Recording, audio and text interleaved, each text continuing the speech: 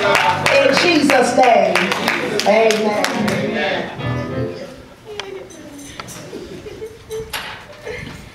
Praise the Lord. Hallelujah. Stop it. I'm going to start off by saying I was so amused all morning. Because every little tidbit, Sunday school, words given by Pastor John while standing here, was a little bit in my word. Back on the first Wednesday in September, when we were given this assignment, I'm not going to lie. Me, I like to be in the background. I like to be back there where Apostle at dealing with the camera. I'm not too kind on being up front. So, I threw a little tantrum in my head. I'm gonna be honest, I threw a little tantrum in my head, and I questioned God a little bit. Man, you know I do better when I'm in the bag. What's wrong? What would I do? And he said, no, in the process, I said, all right, I'm gonna do this. I opened up my Bible, got my paper ready, got my pen out, my highlighter. I thought it was ready. But he didn't say nothing. He didn't say nothing for weeks. And I'm like, well, God, last time when I got ordained, I had to speak. You gave me a word quick. I ain't hearing nothing. Am I doing something wrong? He came back and said, you're too comfortable.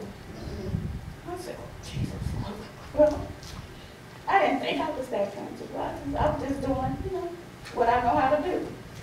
So as I went forward and things happened, I say, well, all right. He started talking here and there, and I say, man, I ain't ready for this. This ain't what I do. He asked me, where do you get your recommendations? And he gave me 2 Corinthians 3, 1 through 6. 2 Corinthians 3, 1 through 6.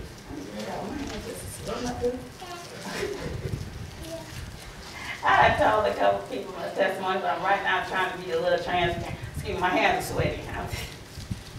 And 2 Corinthians reads as follows. Are we beginning to commend ourselves again? Or do we need, like some people, letters of recommendation to you or from you? You yourselves are our letter, written on our hearts, known and read by everyone.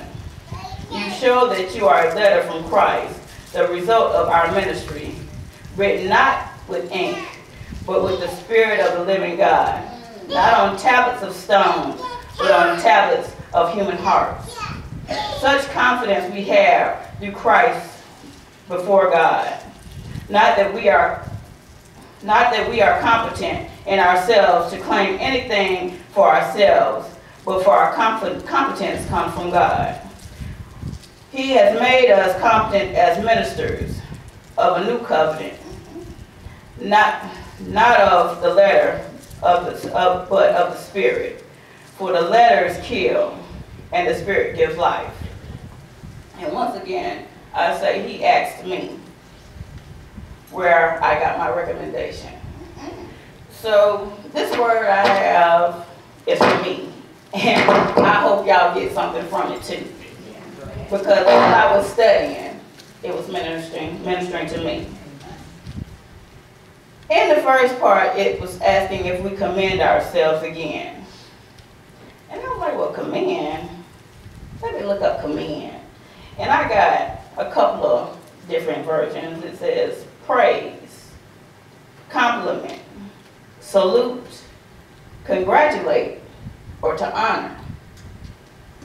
Then I sat on that. I said, well, okay. Then he said, that ain't what you want. So I went back.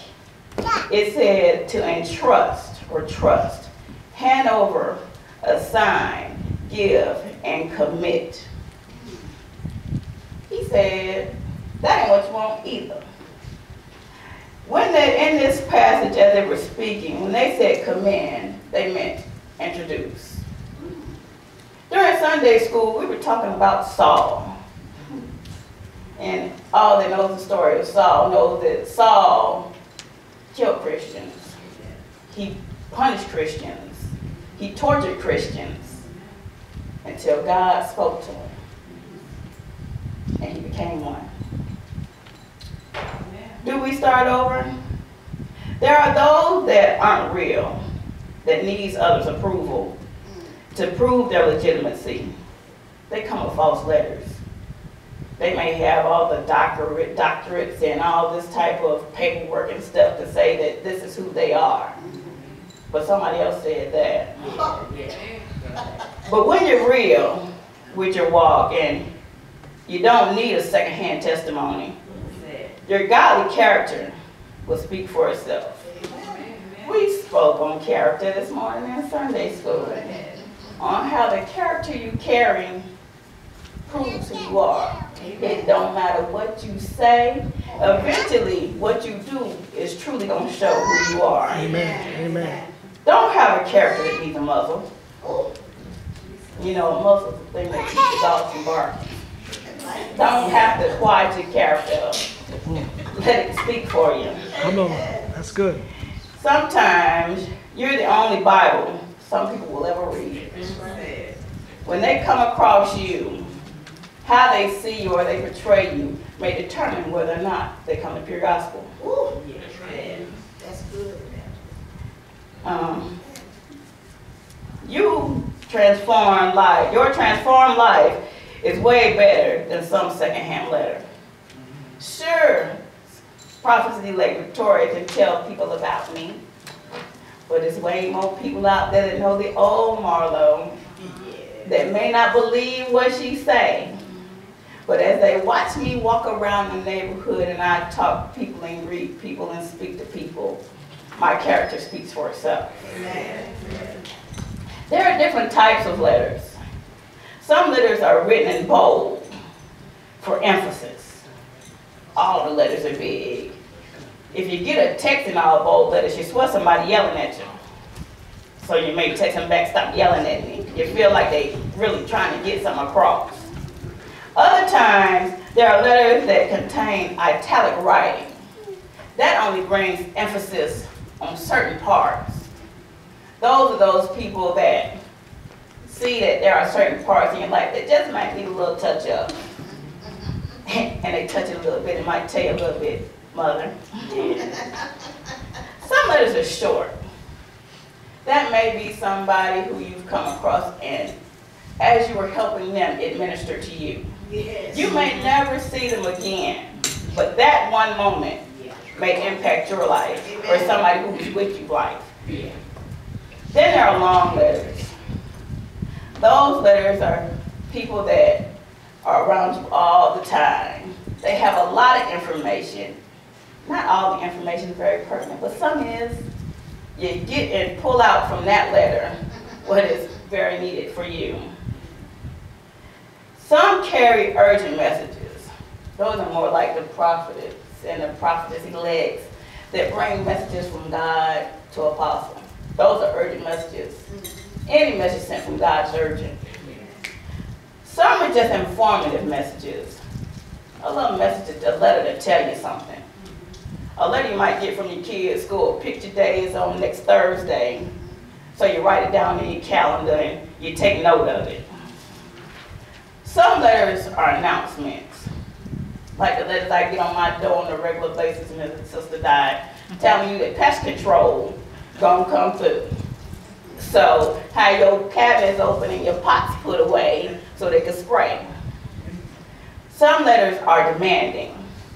Those come from bill collectors. They want their money. Amen. They're commanding for their money. You don't question it, you just give them their money.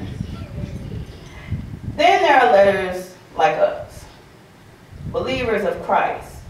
We're living letters. Are you a living letter? Everything that you say and do is being watched by those out in the world that are not saved.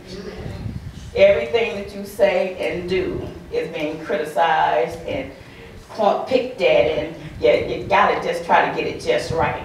Not saying that you will. I don't, but I'm working on it. We're working on it. Jesus. We're working on it, but are you a living letter? What does the world read when it sees you? It is written in our hearts, not written in ink, but in the spirit of the living God. God is our sufficiency. It all comes from him. In 2 Corinthians 12:9 it says, "But he said to me, my grace is sufficient for you, for my power is made perfect in weakness. Therefore, I will boast all the more gladly about my weaknesses, so that Christ's power may rest on me." Yeah. Trusting God means you win. Because you realize when you have, like they always say, you have them deja vu moments that you feel like you've been there. You have. Amen. Because they say that he knew you before you were created in your mother's womb. So you've been there. Hey, embrace that moment. Know that you've made a milestone. You didn't miss it.